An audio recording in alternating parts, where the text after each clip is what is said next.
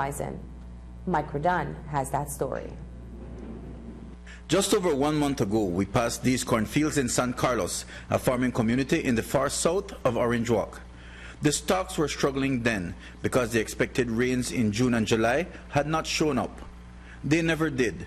Today, there are only hundreds of acres of brown, withered corn stalks in the scorched earth. The damage is absolute, terrible, and very, very sad. In Hillbank, John Nelson has lost everything: 650 acres of corn and 170 acres of soybean. That's a total loss of over $450,000, which he borrowed from a local bank to invest in his crops. This is the first time for us, so what happened in 25 years, what I have farmed here. So, and we don't know how to get the money back to do the next time, to plant the next time, you know.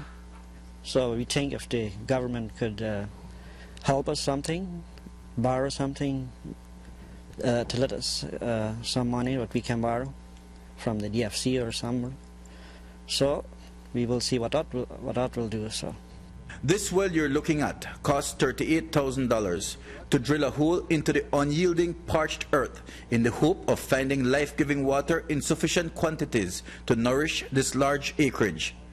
But there wasn't enough water, and that's why today we were standing in the center of hundreds of acres of desolate land and shattered dreams. A large and expensive irrigation system nearby serving absolutely no purpose. Just produce about 300 gallons per minute, so we need 1,600 gallons per minute. So the next step, what we will find out, if we can make the savannas 1 mile from here. We make a well there, close to the water, and then we have to put the irrigation pipes all over here for 1 mile, and then we will see if that is working. In San Carlos, the farmers use a system called drip irrigation to nourish their crops, which include carrots, potatoes, broccoli, hot peppers, and sweet peppers. It is necessary but expensive. The cost of a well is anything from $3,000 up, depending on the depth. That doesn't include the cost of the pump or this drip irrigation system. It may not look like much, just a network of hoses with tiny holes spaced at 8-inch intervals. But this system, which covers 8 acres, works out to just about $2,000 per acre. In San Carlos, we have 35 years in San Carlos. This year is the first year have no rain. Every farmer, every small farmer, even the Mennonite, lose all the crop. Mennonite produce the major food for the people of Belize, especially corn, beans, pig, beef, eggs, chicken, even milk, the processing milk. If the Mennonite don't have, maybe we'll have problem for food for people of Belize. I think each country has this priority as food security. We're looking at now food insecurity. The cost of corn obviously will go up.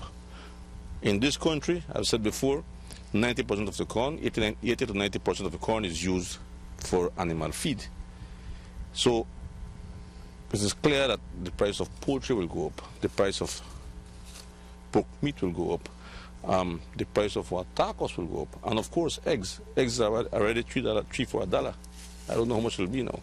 From the reports of farmers and from what we've seen on the ground, the Ministry of Agriculture has been a non-entity in the drought situation. So the fate of those farming communities is still very much in the air. In June, the corn and the soybean crop go into the ground. That's harvested just about now.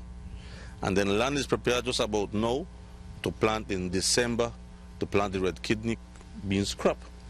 But if no rain comes, farmers right now are reluctant to prepare the land because they do not know if it's going to rain. They already invested and lost millions of dollars. The losses unofficially are reported at more than $10 million and counting. Mike Rodun for News 5. The drought was first reported as a crisis in August, and it has very perceptibly worsened. In fact, Mike today classified the drought as a disaster.